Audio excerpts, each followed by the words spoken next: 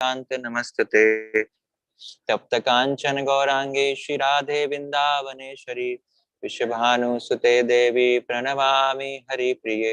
वाञ्छाकल्पतरुभ्यश्च कृपा सिन्धुभ्यैव च पतितानां पावनेभ्यो वैष्णवेभ्यो नमो नमः। जय श्री कृष्ण चैतन्य प्रभु नित्यानंद श्री अद्वैत गदाधर शिवासादि गौर भक्तवृंद। हरे कृष्णा कृष्णा कृष्णा हरे हरे, हरे राम राम राम हरे हरे। नमो विष्णुपादाय कृष्ण पृष्ठाय भूतले श्रीमते भक्ति वेदांत स्वामी निति नामिने। नमस्ते सरस्वती देवे गौरवाणी प्रचारिणे निर्विशेष शून्यवादी पाश्चात्य देश तारिणे। हरे कृष्णा। तो आप सब भक्तों का स्वागत है। आज की भक्ति बेसिक्स जो कोर्स हमने शुरू किया था उसका आज दूसरा दिन है, दूसरी क्लास है। तो पिछली क्लास में हमने डिस्कस किया था कि भक्ति योगा क्या है। जैसे अर्जुन कई सारे योग के बारे में पूछते हैं भगवान से, भगवान कई सारे योग के बारे में बताते हैं। कर्म योग है, ज्ञान योग है, ध्यान योग है, भक्ति योग है। सो अर्जुन बाकी सारे योगा करने में असमर्थ थे। उन्होंने कहा था कि मेरा मन इतना चंचल है, मैं सारे योग नहीं कर सकता। तो फिर भगवान भक्ति योग बताते हैं जिसको अर्जुन क्या कर पाते हैं। और जब भगवत गीता बताते हैं तो जैसे आध्यात्मिक जीवन की बात आती है, भक्ति की बात आती है, सो कई सारे मिसकंसेप्शन हमारे अंदर रहते हैं। पहला मिसकंसेप्शन रहता है कि ये तो रिटायर्ड प्रोग्राम है, जब हम रिटायर हो जाएंगे, जब हम किसी काम के नहीं रहेंगे, जब हमें जॉब से ही बाहर कर दिया जाएगा, घर पे भी हम किसी कार्य के लायक नहीं रहेंगे, तब भक्ति करनी चाहिए। सो ऐसा नहीं है, क्योंकि प्रहलाद महाराज कहते हैं कौमारा माचरित प्रज्ञा कि कुमार अवस्था से 5 वर्ष की अवस्था से भक्ति करनी चाहिए। जब इंसान की कॉन्शियसनेस जब समझदार होता है थोड़ा सा, तभी हम देखते हैं कि वैदिक काल में 5 वर्ष के बच्चों को क्या है गुरुकुल में भेजा जाता शिक्षा के लिए। सो भक्ति कब से करनी है? That is not retirement program. ये कब से करनी है? From the very beginning, at the age of 5 we have to start that bhakti. And दूसरा मिसकंसेप्शन रहता है कि भक्ति करनी पड़ेगी, भक्ति करेंगे, आध्यात्मिक जीवन करेंगे तो क्या होगा, हमें सब कुछ छोड़ना पड़ेगा। तो ऐसा कुछ नहीं है, हमें कुछ नहीं छोड़ना है। जबकि भक्ति में क्या करना है, हमको सब कुछ भक्ति में ऐड करना है। हर चीज को हमें कृष्ण से जोड़ के करना है, सारे कार्य वही करना है, कुछ छोड़ना नहीं है। कैसे करना है? भगवान से जोड़ के करना है। और कैसे इस ज्ञान को प्राप्त कर सकते हैं? तो संप्रदाय के माध्यम से। सम्यक यदि प्रदायते इति संप्रदाय, कि इस संप्रदाय के माध्यम से जो हमें ज्ञान प्राप्त होता है। 4 संप्रदाय ऑथराइज हैं, ब्रह्म संप्रदाय, रुद्र संप्रदाय, श्री संप्रदाय और कुमार संप्रदाय। तो उन संप्रदाय के माध्यम से जो ऑथराइज ज्ञान है हम तक पहुंचता है। फिर हमने डिस्कस किया था कि ये हम सबकी जिम्मेदारी है भक्ति करना। और हमने श्लोक कोट किया था श्रीमद् भागवतम से, बताया गया है कि किसी को गुरु बनने का अधिकार नहीं है, किसी को माँ बनने का अधिकार नहीं है, किसी को पिता बनने का अधिकार नहीं है, किसी को एम्प्लॉयर या देवी देवता बनने का अधिकार नहीं है, जब तक कि वो अपने आश्रितों को जन्म मृत्यु के चक्कर से बाहर ना निकाल पाए या उनको शिक्षा उनके लिए ना दे। तो जब तक ये रेस्पॉन्सिबिलिटी हम सबकी है, भक्ति को स्वीकार करना है और अपने आश्रितों को भी भक्ति में लगाना है। और इस भक्ति आंदोलन की शुरुआत की थी चैतन्य महाप्रभु ने।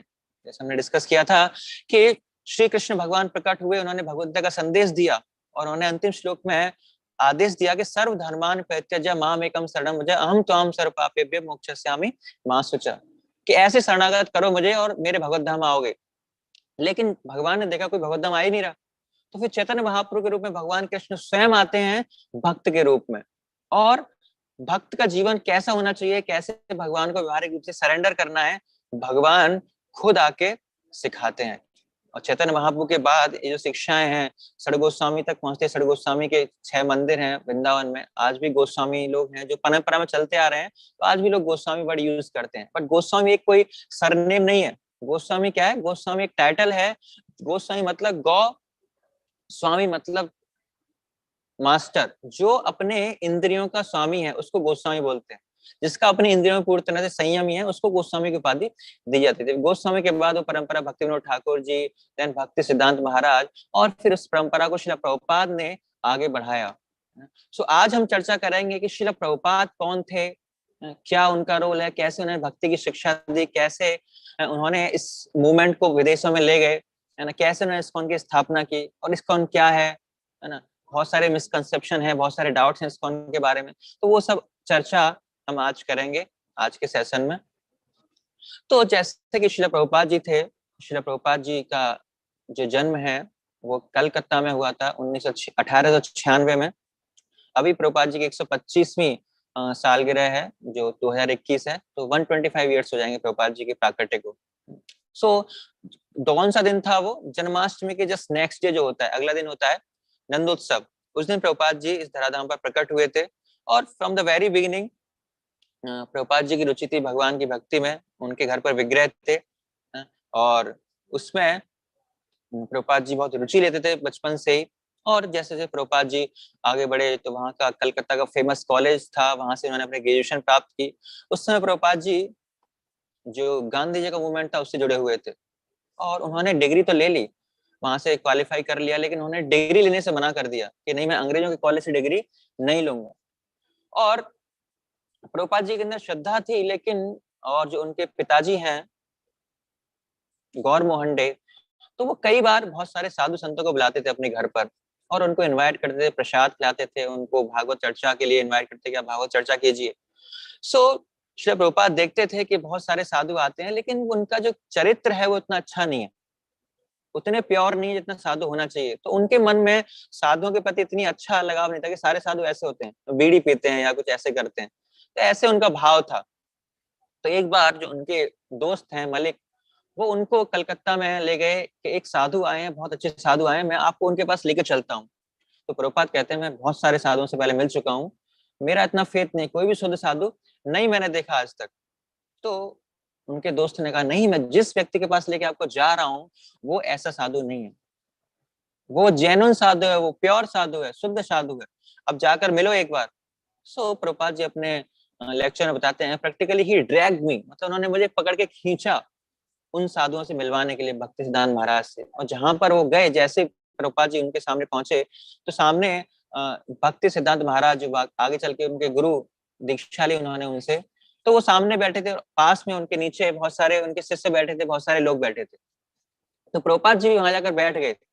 और जैसे प्रभुपाद जी बैठे, तुरंत भक्ति सिद्धांत महाराज ने बोला, उनकी तरफ इशारा करते हुए बोला कि आप तो एक पढ़े लिखे युवक लग रहे हो, तो क्यों नहीं इस संदेश को, जो भगवद गीता का संदेश है, इसको ले जाओ और विदेशों में इसका प्रचार करो अंग्रेजी भाषा में। तो प्रभुपाद जी जो थे वो एकदम बहुत चक्कर रह गए। सोचो जस्ट इमेज इनके, आप किसी नई क्लास में एंटर कर रहे हो, है ना, और वहां पे बहुत सारे पहले से लोग बैठे हुए हैं। तो और जैसे आपने एंटर किया, कुछ पता ही नहीं है ना, सामने वाले को आपके बारे में पता है ना आपको उसके बारे में पता है, और आपसे कहता है कि क्यों ना आप ये काम करो, तो आपको थोड़ा सा आश्चर्यजनक लगेगा, थोड़ा आश्चर्य हुआ कि मुझे भाई कुछ पता नहीं है, क्या नहीं है, उनको भी कुछ पता नहीं है, सो मेरी तरफ इशारा करके मुझे क्यों आदेश दे रहे हैं ऐसा। तो ऐसे ही ये आदेश उनको मिला कि आप जो चैतन्य महाप्रभु का संदेश है, इसको अंग्रेजी भाषा में आप ले जाओ और इसका प्रचार करो विदेशों में जाकर।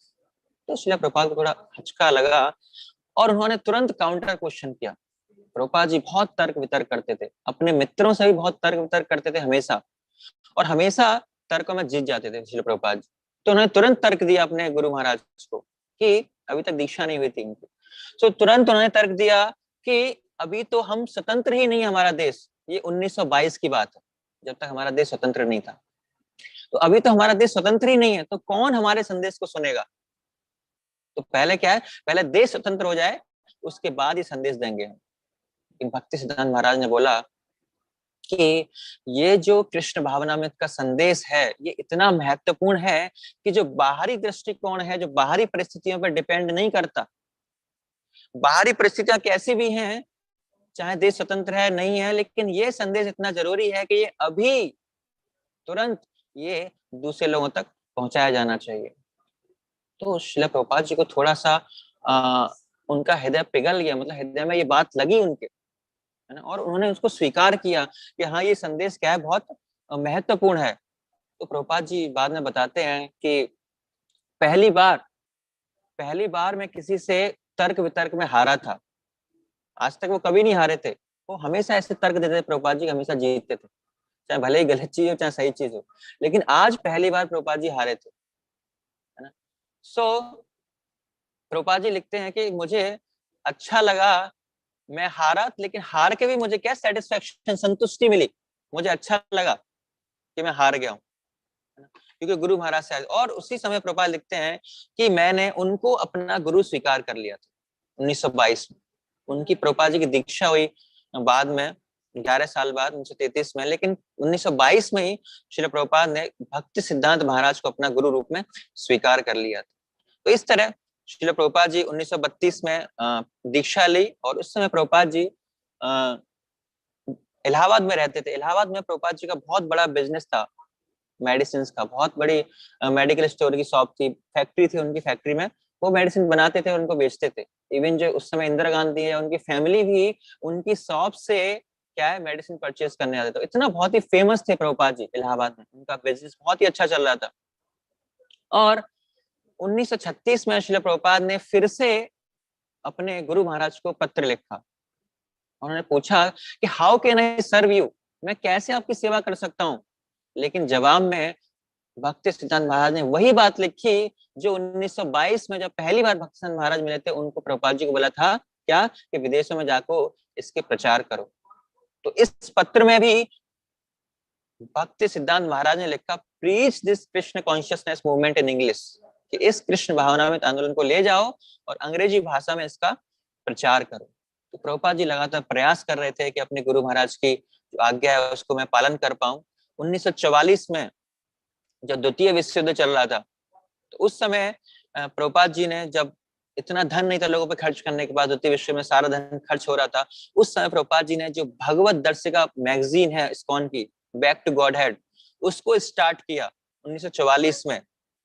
बड़ी मुश्किल से कुछ प्रति छापते थे और उनको पर्सनली जाके क्या है बांटते थे। वृंदावन में रहते थे प्रभुपाद जी, आते थे, बहुत सारा स्ट्रगल था प्रभुपाद जी के जीवन में, है ना। और 1950 में 6 साल तक स्ट्रगल किया। 1950 में पूरी तरह से श्रील प्रभुपाद ने क्या है जीवन समर्पित कर दिया, और पूरा जो गृहस्थ लाइफ है उसको त्याग दिया, और पूरी तरह से जो शास्त्रों का अध्ययन करने लगे और प्रचार करने लगे प्रभुपाद जी। और 1959 में 1959 में प्रभुपाद जी ने संन्यास स्वीकार किया। संन्यास स्वीकार किया, जिसको हम दंड संन्यास कहते हैं। और संन्यास के बाद प्रभुपाद जी ने जो भागवतम का पहला स्कंद है उसके 3 वॉल्यूम पे कमेंट्री लिखी, मतलब भागवतम को ट्रांसलेट किया इंग्लिश भाषा में, अंग्रेजी भाषा में। और ये एक कॉपी उस समय जो प्रधानमंत्री थे, प्राइम मिनिस्टर जो उस समय थे लाल बहादुर शास्त्री, उनको एक कॉपी भी दी। तो उन्होंने बहुत अप्रिशिएट किया उनके वर्क को, कि ऐसा जो आपका जो वर्क है, जो कार्य है, ये ट्रांसलेशन का बहुत ही विश्वसनीय है, बहुत ही अच्छा आपने ट्रांसलेट किया है। उन्होंने कुछ हेल्प भी की। और क्योंकि उनके बार बार उनके मन में आदेश आ रहा था कि मेरे गुरु महाराज की आज्ञा है कि मुझे विदेशों में जाकर इसका प्रचार करना है, तो उन्होंने प्रयास किया कि मुझे क्या करना चाहिए, मुझे विदेश में जाने का प्रयास करना चाहिए। तो उन्होंने, जो मोरारजी उस समय एक जलवाहक जहाज की मालकिन थी, उनके बहुत सारे जहाज चलते थे, ट्रेवल करते थे यूएस तक, तो उन्होंने उनसे रिक्वेस्ट की कि मुझे एक टिकट दे दी जाए जिससे कि मैं वहां पर पहुंच जाऊं।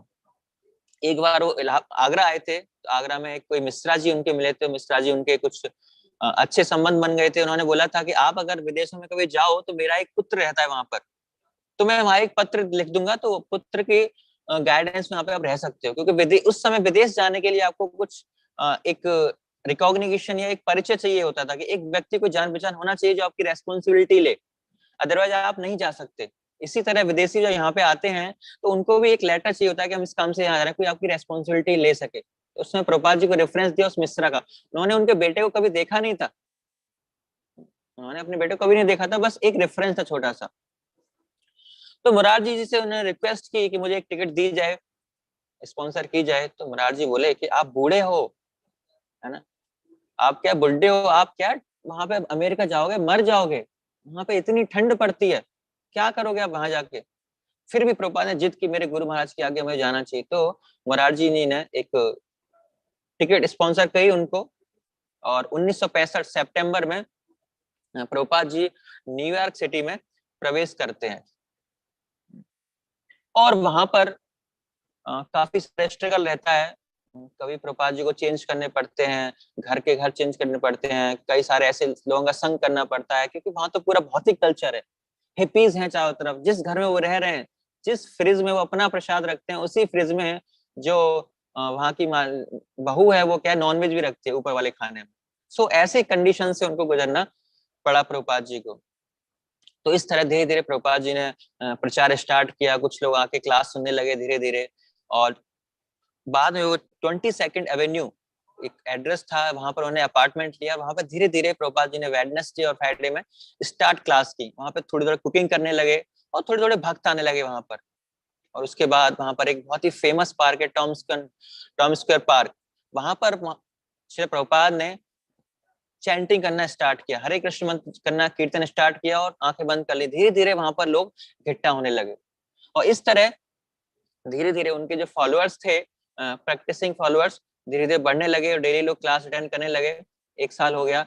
1966 में श्रील प्रभुपाद ने इस्कॉन की, international society for Krishna consciousness है, इसकी स्थापना की 1966 में जुलाई में। और स्थापना करने के बाद धीरे धीरे प्रभुपाद ने आगे प्रचार स्टार्ट किया। 1967 में प्रभुपाद जी सैन फ्रांसिस्को गए, अभी न्यूयॉर्क में थे। उसके बाद पहला सेंटर 1967 में सैन फ्रांसिस्को में बना और वहां पर कई हिप्पीज ने, कई लोगों ने ज्वाइन किया। और उसके बाद प्रभुपाद जी ने अपने शिष्यों को अलग अलग जगह भेजा, मॉन्ट्रियल भेजा, बॉस्टन भेजा, लंदन भेजा, बर्लिन भेजा और अदर सिटीज में, नॉर्थ अमेरिका के, इंडिया के, यूरोप के अदर जो शहर हैं, जापान इत्यादि, उन शहरों में भेजा अपने शिष्यों को, और जहाँ के आप वहां जाके प्रचार करो। तो इस तरह धीरे धीरे जो प्रचार है वो बाकी देशों में, बाकी शहरों में पहुंचा है। श्रील प्रभुपाद ने कम से कम 80 से ज्यादा बुक्स लिखी, किताबें लिखी, जो आज भी यहाँ पर अवेलेबल हैं। और करीब जो बुक्स हैं ये करीब 60 भाषाओं में अवेलेबल हैं अभी। श्रील प्रभुपाद जी ने भगवत गीता लिखी, नेक्टर ऑफ डिवोशन लिखी, teaching of Lord Chaitanya, Lord Kapil, queen Kunti और बहुत सारी स्मॉल बुक लिखी है ना। प्रभुपाद जी 1977 तक इस धराधाम पर रहे। 1977 में नवंबर में उनका तिरुभाव हुआ। तो 12 साल 1965 से लेकर 1977 तक 12 साल प्रभुपाद जी ने प्रचार किया। और 12 साल के अंदर प्रभुपाद जी ने इस्कॉन के 108 मंदिरों की स्थापना की पूरे विश्व में, जिनमें से 3 भारत के अंदर थे, बाकी भारत के बाहर विदेशों में थे। और बहुत सारे पत्र लिखे, क्योंकि उस समय जो मोड ऑफ कम्युनिकेशन था दूसरे से बात करनी, तो क्या है, पत्रों के माध्यम से बात होती थी ज्यादातर। उनके शिष्य पत्र लिखते थे, क्वेश्चन पूछते थे, प्रभुपाद जी पत्र के माध्यम से जवाब देते थे। तो इतना स्लो कम्युनिकेशन के बावजूद भी प्रभुपाद जी ने 12 साल के अंदर 108 मंदिर खोल दिए। अगर अभी की तरह फोन या व्हाट्सएप होता, पता नहीं कितने मंदिर भगवान सॉरी प्रभुपाद खोल देते। और प्रभुपाद जी की एक और उन्होंने स्थापना की, क्या, बीवीटी, भक्ति वेदांत बुक ट्रस्ट की स्थापना की, जो विश्व का सबसे बड़ा जो वैदिक ग्रंथों का पब्लिश करने वाला ये ट्रस्ट है। सबसे ज्यादा मात्रा में बुक पब्लिश की जाती है भक्ति वेदांत बुक ट्रस्ट के द्वारा, वैदिक लिटरेचर जो सनातन धर्म का है। और प्रभुपाद जी ने भक्ति वेदांत इंस्टीट्यूट स्थापित की, जिसमें वैज्ञानिक रूप से कैसे इस शिक्षाओं को आगे बढ़ा सकते हैं उसके बारे में प्रभुपाद जी ने बताया है। तो इस तरह श्री प्रभुपाद ने बहुत संघर्ष के बाद ये इस्कॉन की स्थापना की और इस्कॉन 12 सालों में 108 मंदिर तक पहुंच गया। और प्रभुपाद जी के जाने के बाद भी इस्कॉन में जो प्रभुपाद जी के शिष्य हैं, उन्होंने भारी मात्रा में इस्कॉन के प्रचार को आगे बढ़ाया। क्योंकि हम देखते हैं कि बहुत सारे समुदाय ऐसे हैं कि जहां पर जो फाउंडर आचार्य है, जो गुरु स्टार्ट करता है किसी चीज को, गुरु चला जाता है तो उसके बाद वो मूवमेंट क्या है, खराब हो जाता है, वो गिर जाता है, वो इतना अच्छा काम नहीं करता। लेकिन यहाँ पर प्रभुपाद जी के बावजूद भी इस्कॉन इतना फ्लरिश कर रहा है, इतने सारे सेंटर्स बन रहे हैं अभी भी। तो ये प्रभुपाद जी का कंट्रीब्यूशन है हमारे जीवन में। इस्कॉन की स्थापना की और इस्कॉन के माध्यम से हमको ये भक्ति का जो प्रोसेस है बहुत ही इजीली हमको अवेल कराया। अब बताए भगवान ने, प्रभुपाद जी ने इस्कॉन की स्थापना की। So what is ISKCON? ISKCON है क्या वास्तव में? तो इस्कॉन क्या है? इस्कॉन की फुल फॉर्म है international society for Krishna consciousness, अंतरराष्ट्रीय कृष्ण भावनामृत संघ। ये एक ट्रस्ट है, ये संघ है, एक कम्युनिटी है। किसका कम्युनिटी है? That is a group of temples.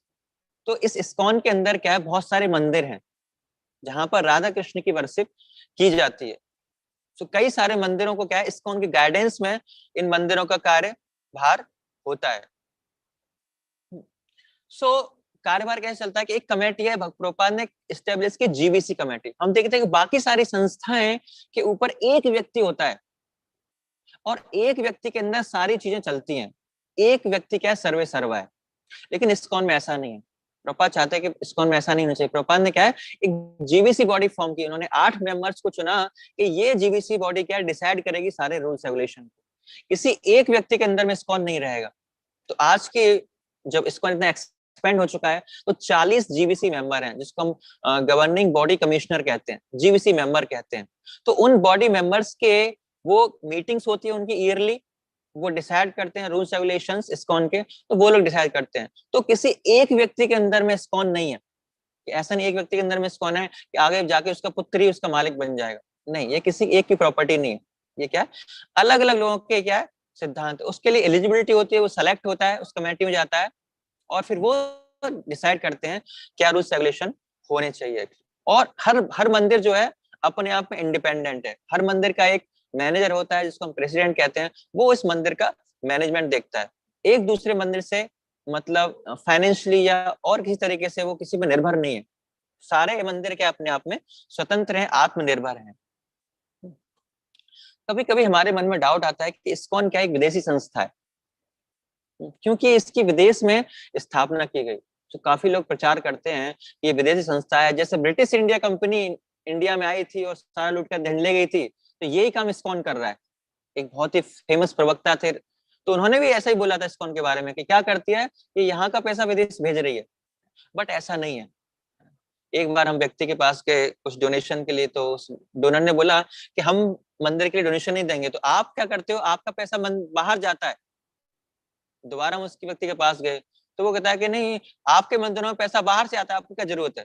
तो पहले तो आप डिसाइड कर लो पैसा बाहर जाता है कि बाहर से आता है ना। कभी कोई लोग कहते हैं कि मंदिरों का पैसा बाहर जा रहा है, कभी कोई कहता है बाहर से पैसा आ रहा है ना। सो ऐसा कुछ नहीं है ना, क्योंकि मैंने जैसे बताया कि इस्कॉन के जो मंदिर हैं सारे क्या है, सेल्फ सफिशिएंट है, आत्मनिर्भर है। वो एक दूसरे को, मंदिर को भी कोई पैसा नहीं देते, सभी अपना कलेक्शन करते हैं, अपना कुछ उनका सोर्स है। बुक्स हैं, गोविंदा रेस्टोरेंट है, कई मैरिज हॉल्स में जहाँ से इनकम होती है, कुछ लोग डोनेशन भी देते हैं, जिससे मंदिर का कार्यभार चलता है। तो ऐसा नहीं है कि मनी कहीं ट्रांसफर जा रहा है या बाहर से कहीं पैसा आ रहा है, ऐसा कुछ नहीं है। लेकिन हाँ, कोई स्वतः चाहता है अपनी इच्छा से तो वो दूसरे मंदिर को डोनेशन दे सकता है। जनरली वो क्या है, सारे मंदिर सेल्फ डिपेंडेंट है, सारे मंदिर क्या है, आत्मनिर्भर है, वो किसी पर निर्भर नहीं करते। और ये कोई विदेशी संस्था नहीं है। इस संस्था को एक भारतीय के द्वारा, जो श्रील प्रभुपाद जी थे वो कहते हैं भारतीय थे, उनका जन्म कहां पर हुआ था, कलकत्ता में हुआ था। तो भारतीय व्यक्ति ने विदेश में जाके इस संस्था को स्थापित किया, स्टेब्लिश किया। क्यों किया, क्योंकि उनके गुरु महाराज की आज्ञा थी कि आप वहां जाकर अंग्रेजी भाषा में विदेशों में प्रचार करो भगवत गीता का। तो चैतन्य महाप्रभु का संदेश है, इसको आप ले जाओ विदेशों में और वहां पर अंग्रेजी भाषा में प्रचार करो। ये कोई विदेशी संस्था नहीं है, ये भारतीय के द्वारा स्टेब्लिश की गई विदेश में संस्था है, बट ये कोई विदेशी संस्था नहीं है। ये जैसे नाम क्या है इसका, international society for Krishna consciousness. ये एक अंतरराष्ट्रीय संस्था है जिसका जो हेडक्वार्टर कहां पर है, मायापुर में है, जो बंगाल में है, जो भारत में है। तो ऐसा ना सोचें कि ये कोई विदेशी संस्था है, नहीं, ये भारतीय संस्था है जो पूरे विदेश में कार्य कर रही है। पूरे विदेश में इतने सारे सेंटर्स हैं, आपको जानकर हैरानी होगी कि पाकिस्तान के अंदर 12 सेंटर है इस्कॉन के, जहां पर मुस्लिम लोग भी क्या है, भगवत गीता का अध्ययन करते हैं, हरे कृष्ण मंत्र का जप करते हैं। ये विदेशी संस्था नहीं है, ये भारतीय संस्था है, भारतीय के द्वारा ही स्टेब्लिश किया गया इसको विदेश में। क्योंकि उसका पर्पस था कि क्योंकि जो भारतीय के जो एक मानसिकता वो कैसी है, जो अपने यहाँ पर जो कुछ है वो उसे बेकार लगता है, लेकिन जो विदेश से चीज लाई जाती है, एक्सपोर्ट की जाती है, वो उसको बहुत अच्छा लगता है कि जूते मुझे वहां यूएस के चाहिए, ये मैं वहां से चाहिए, तो उसको अप्रिशिएट करता है। ये मानसिकता है इंडियंस की। तो इसी वजह से प्रभुपाद जी ने क्या किया, भक्ति को ले गए पहले यूएस में, और फिर यूएस से उस भक्ति को यहाँ पर लेके आए, फिर लोगों ने उसको अप्रिशिएट किया। जब गोरों को, जब इंग्लिश ब्रिटिशर्स को प्रभुपाद जी लेकर यहाँ पे आए, पूरा हेड शेव है, सिखा रखी है उन्होंने, माताएं साड़ी पहन रही हैं, तो ऐसा कल्चर लोगों ने देखा भारतीयों ने, तो उनको अप्रिशिएट किया और फिर उस कल्चर को, इस संस्कृति को विदेशियों से स्वीकार किया, है ना। तो ये कोई विदेशी संस्था नहीं है, और यहाँ का न पैसा बाहर जाता, न बाहर से पैसा यहाँ पर आता है। और इस्कॉन है, चलो ठीक है, लेकिन क्या डिफरेंस है? इस्कॉन के मंदिर हैं तो बाहर के भी मंदिर इतने सारे होते हैं, है ना। प्रभुपाद जी से एक बार एक व्यक्ति ने बोला कि स्वामी जी आप इतने मंदिरों की स्थापना कर रहे हो, पहले से ही भारत में इतने सारे मंदिर हैं, उनका कोई देखभाल करने वाला नहीं है, तो क्यों नहीं आप उन्हीं मंदिरों को चलाते? तो प्रभुपाद जी ने बोला कि आप शादीशुदा हैं? हाँ। आपके बच्चे हैं? हाँ हैं। आपने बच्चे क्यों पैदा किए? आप देख रहे हो कि समाज में इतने लावारिस बच्चे पहले से ही हैं, तो क्यों नहीं आपने उन लावारिस बच्चों को गोद ले लिया? आपने अपने बच्चे क्यों किए, है ना? सो इसीलिए कि हम अपने हिसाब से उनको चला सके हैं। तो इसीलिए प्रभुपाद जी ने इस्कॉन की स्थापना की। और ये बाहर मंदिरों से क्या डिफरेंस है? बाहरी मंदिर है और इस्कॉन के मंदिर, डिफरेंस क्या है? डिफरेंस क्या है? एजुकेशन एंड ट्रेनिंग का। क्योंकि बाहर के जो मंदिर हैं आप देखोगे वहां पे एक पुजारी होता है, और पुजारी को मतलब है कि भाई मेरे पास इतना चढ़ावा आ जाए कि बस मेरी रोजी रोटी चल जाए। उसको बाहर से सैलरी नहीं मिलती, उसकी सैलरी क्या है? जो चढ़ावा आता है। तो उसको प्रचार से कोई लेना देना नहीं है, किसी चीज से कोई लेना देना नहीं है, बस लोग आ जाए, चढ़ावा चल जाए, उनकी मनोकामना पूरी हो जाए। तो मंदिर का ये कार्य नहीं होता। मंदिर का कार्य क्या होता है? एजुकेशन ट्रेनिंग करना है, कि एजुकेशन, लोगों को शिक्षा देना, ये मंदिर का कार्य होता है। तो इस तरह से जो इस्कॉन है वो बाकी मंदिरों से डिफरेंट है। और बाकी सारी चीजें हम देखते हैं कि इस्कॉन मंदिर में हम आते हैं तो साफ सफाई रहती है ना, बहुत सारी चीजें हैं, अच्छा लगता है, वो भाव आता है, फीलिंग्स आती है कि हम मंदिर में हैं। इतना सुंदर श्रृंगार होता है ना, इतना सुंदर प्रसाद होता है, इतने डीटीज विग्रह इतने सुंदर होते हैं। तो ये बहुत सारे डिफरेंस है, इसी वजह से लोग क्या है, इस्कॉन के मंदिरों से अट्रैक्टेड होते हैं। इतनी सारी चीजें इस्कॉन में आके उनको देखने को मिलती हैं। सो डिफरेंस क्या है? Education and training. बाहर के मंदिरों में एजुकेशन ट्रेनिंग नहीं दी जाती।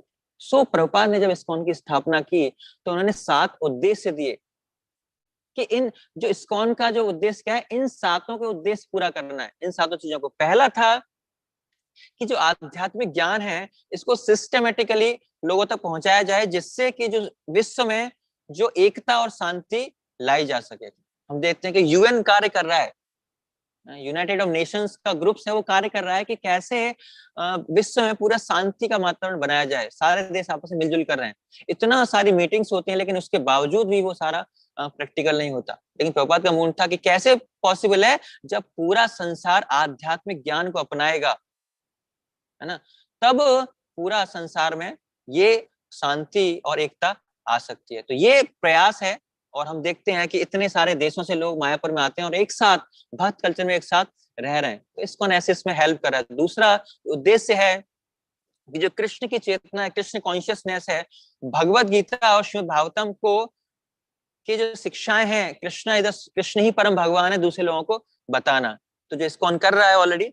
और तीसरा है कि बहुत सारे सोसाइटी के मेंबर्स को बुलाना, भगवान कृष्ण से उनको जोड़ना और उनको बताना कि हर व्यक्ति क्या है, भगवान का ही पार्ट एंड पार्सल है, भगवान का ही अंश है ना। सो हम कैसे देख सकते हैं भगवान का अंश है? हमारा नेचर क्या है? भगवान की सेवा करना।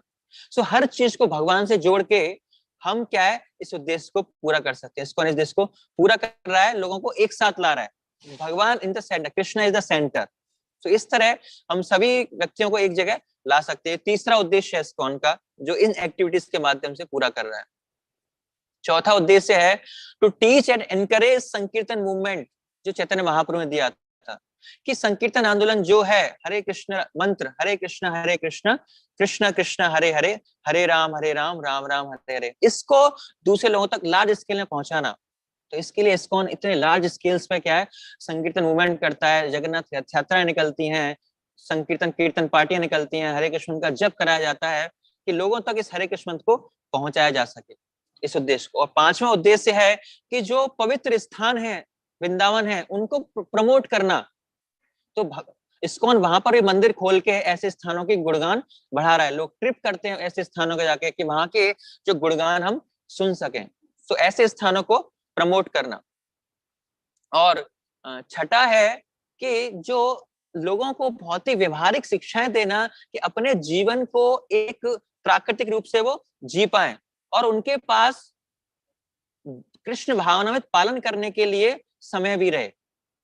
तो ये इस्कॉन के माध्यम से सिखाया जाता है कि सिंपल लिविंग हाई थिंकिंग, कि हम सादा जीवन उच्च विचार कैसे करें, फार्म कम्युनिटीज खोल के अपने बिजनेस को कैसे संभालें कि हमारे पास भगवत गीता अध्ययन करने के लिए या हमारे पास आध्यात्मिक जीवन पालन करने के लिए हमारे पास समय रहे। कब समय रहेगा? जब हमारा जीवन सादा होगा।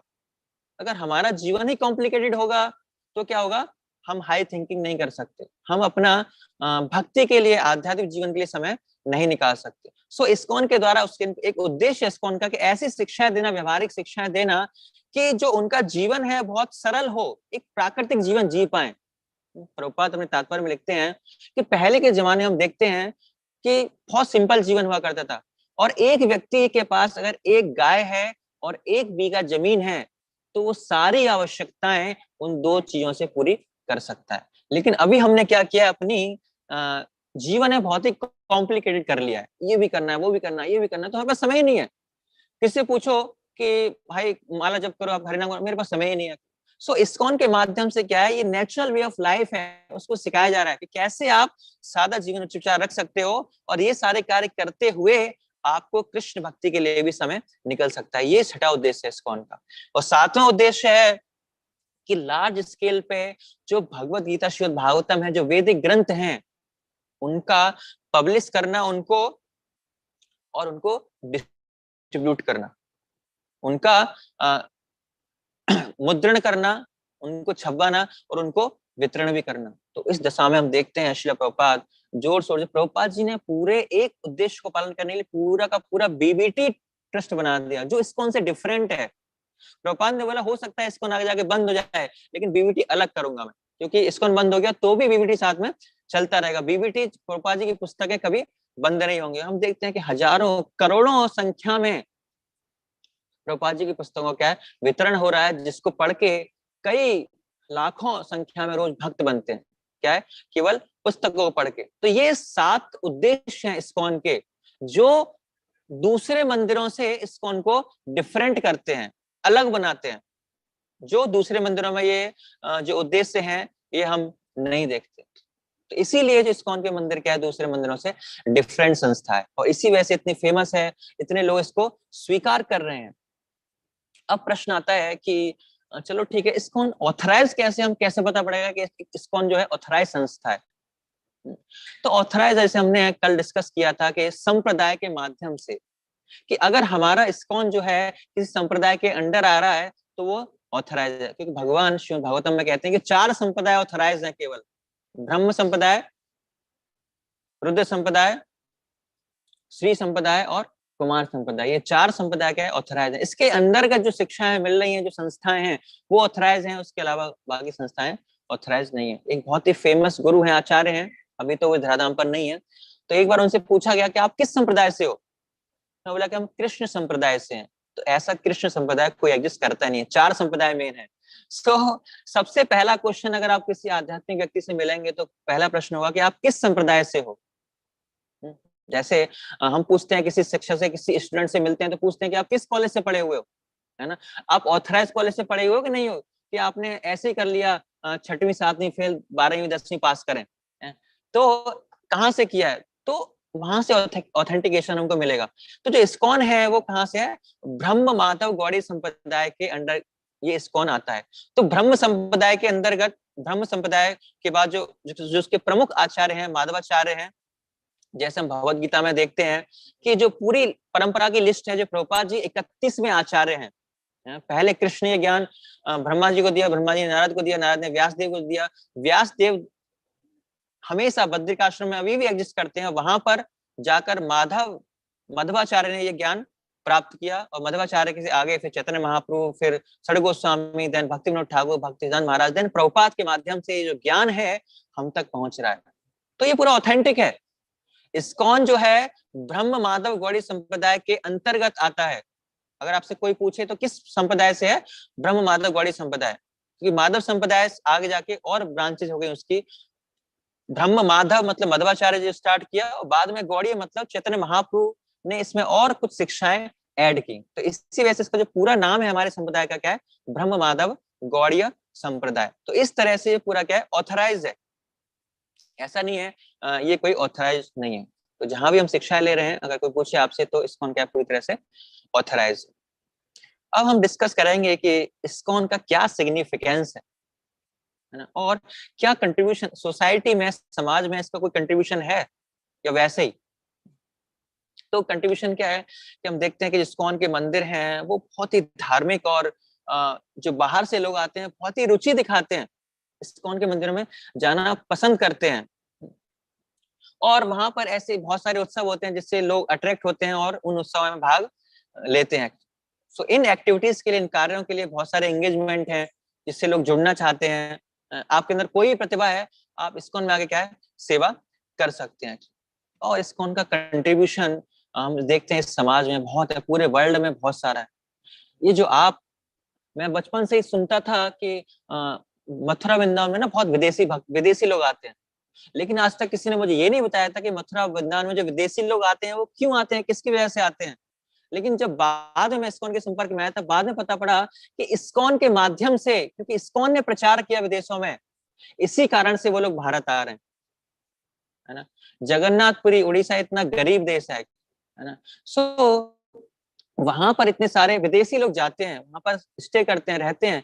इवन आपको जान के हैरानी होगी कि जगन्नाथ मंदिर में विदेशियों की एंट्री नहीं है, वहां पर उनको जगन्नाथ जी के दर्शन करने नहीं दिया जाता, लेकिन फिर ही वो जगन्नाथपुरी जाते हैं।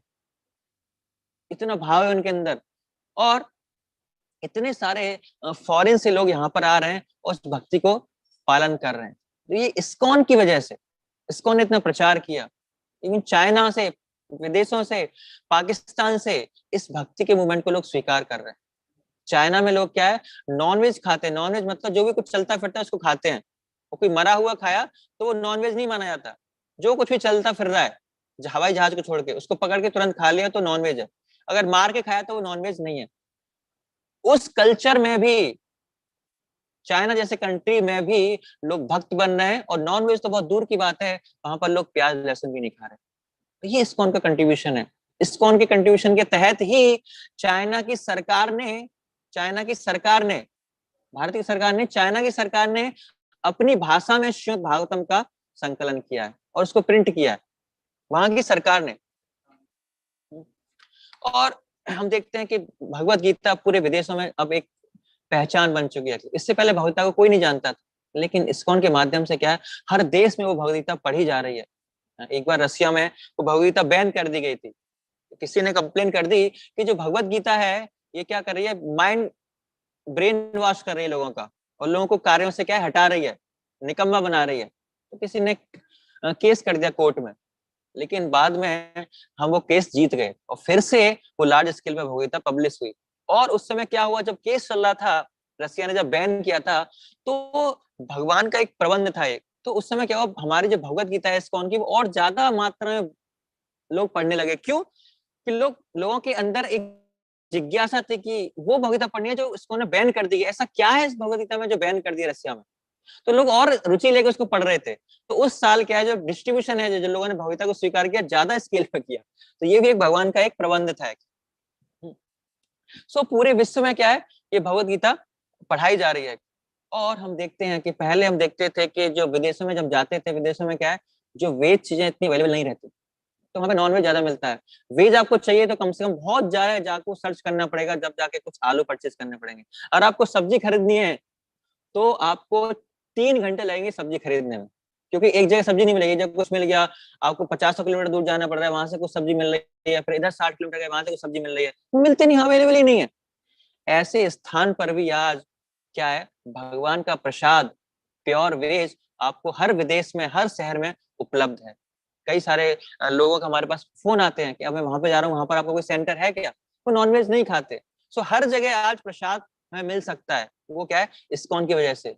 स्टीव जॉब्स का आपने नाम सुना होगा, जो एप्पल कंपनी है, जो बहुत फेमस है, उसके फाउंडर है स्टीव जॉब्स। उन्होंने अपने वक्तव्य में बोला था कि जब मैं गरीब था, मेरे पास कुछ खाने को नहीं होता था, तो मैं 5-6 किलोमीटर चल के इस्कॉन सेंटर जाता था, वहां पर जाके अपना खाना खाता था।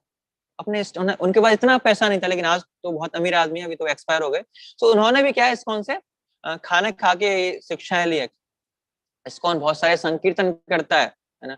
और मिड डे मील बहुत सारे स्कूल्स में है, दिल्ली में लगभग 5 लाख बच्चों को रोज प्रसाद रूप में खाना दिया जाता है। और अभी इस्कॉन द्वारका के द्वारा जो कोविड सीजन में है, लगभग करोड़ों में विश्व रिकॉर्ड था।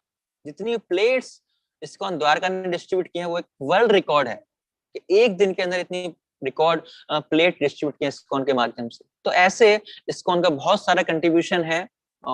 तो इस तरह हमने आज डिस्कस किया श्रील प्रभुपाद जी के बारे में। श्रील प्रभुपाद कौन है, श्रील प्रभुपाद ने कैसे इस्कॉन की स्थापना की, बहुत स्ट्रगल के बाद 12 साल में उन्होंने बहुत 108 मंदिरों की स्थापना की।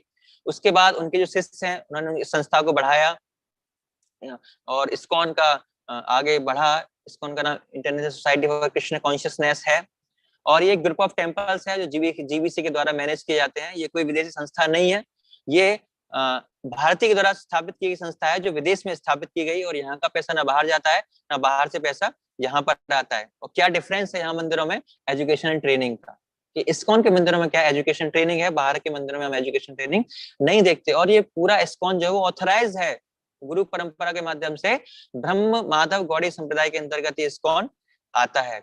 और इस्कॉन का कंट्रीब्यूशन हमने लास्ट में देखा तो बहुत सारा कंट्रीब्यूशन है। भगवत गीता पूरे विदेशों में पढ़ाई जा रही है इस्कॉन के माध्यम से। जिन लोगों ने रामकृष्ण का नाम भी नहीं सुना था वो सारे लोग क्या है हरे कृष्ण मंत्र का जप कर रहे हैं, रथ यात्रा निकल रही है, बच्चों को भोजन पहुंचाया जा रहा है। कोविड में अभी हॉस्पिटल भी खोला इस्कॉन ने द्वारका में।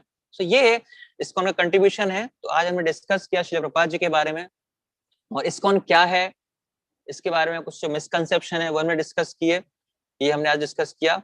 कल हम डिस्कस करेंगे कि इस्कॉन में कैसे भक्ति की जाती है, कैसे हम घर बैठकर भक्ति कर सकते हैं, क्या साधना है जिसको हम सादा जीवन, जैसे मैंने बताया एक उद्देश्य था हमारा कि हम हमारे जीवन में उसको एडेप्ट कर पाए, अपने इस जीवन का जो हमारी शैली है उसमें कैसे हमको एडजस्ट करें इस भक्ति को। तो कैसे हम इस्कॉन में भक्ति करते हैं वो हम कल की क्लास में डिस्कस करेंगे। अभी आपका कोई प्रश्न है तो आप प्रश्न पूछ सकते हैं। यू डिवोटी चैट बॉक्स में डाल सकते हैं।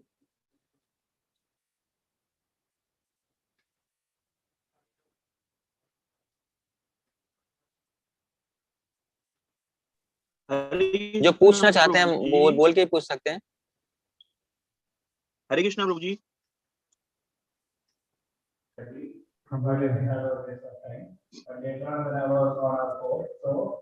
कृष्णा।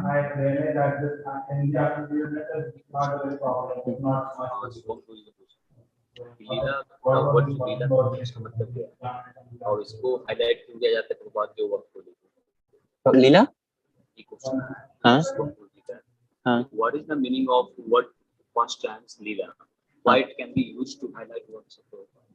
हाँ एक्चुअली प्रभु जी का प्रश्न है कि लीलावड़ी क्यों यूज किया जाता है और उसका क्या सिग्निफिकेंस है लीलावड़ी यूज करने का। तो लीलावड़ी हम यूज करते हैं कि जो भगवान है या भगवान के भक्त हैं तो उनके जो कार्यकलाप है उनको हम लीला कहते हैं। हमारी जो हमारे क्या है हमारी घटनाएं होती हैं कि उसके साथ घटना हो गई, उसके साथ ये दुर्घटना हो गई, क्योंकि हम भौतिक कार्य में लिप्त हैं। लेकिन जो भगवान है, जो भगवान के साथ जो भक्त हैं, उनके जो कार्यकलाप है वो दिव्य हैं क्योंकि वो भगवान की प्रसन्नता के लिए हैं। इसी वजह से उनको लीला कहा जाता है। और जो हमारे कार्यकलाप हैं उनको क्या कहते हैं हम, घटनाएं कहते हैं या दुर्घटनाएं कहते हैं। तो ये लीला का मतलब है। लीला मतलब पास टाइम्स जो रिलेटेड है भगवान की प्रसन्नता के लिए, जो की जाती है भगवान को आनंद देने के लिए, तो वो लीला है। अगर हम अपने आप को आनंद दे रहे हैं तो वो क्या घटना या दुर्घटना है।